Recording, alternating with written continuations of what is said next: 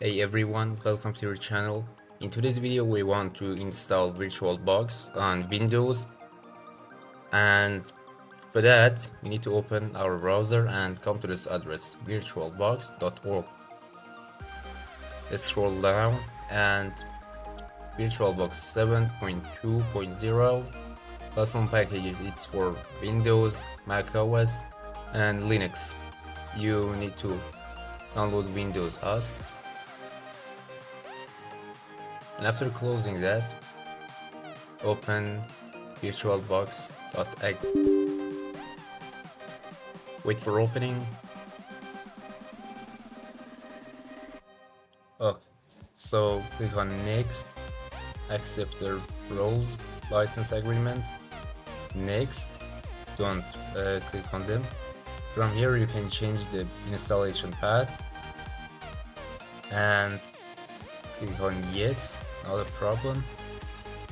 If you want to add it to start menu, enable this, it's already enabled.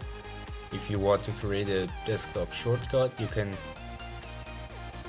enable this, and start default when opening .oea or OEF files.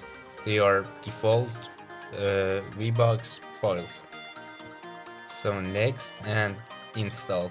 It will take some time depending on your system. Wait for installation finishes.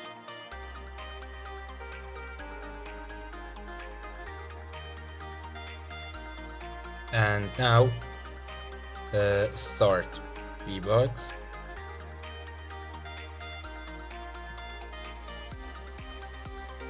Here's the VBox new menu, extensions, media network, cloud and resources. From here you can create new virtual machine and work with this new software. If you found our video useful, like it, comment below, subscribe and hit the bell icon for more. Goodbye to another video.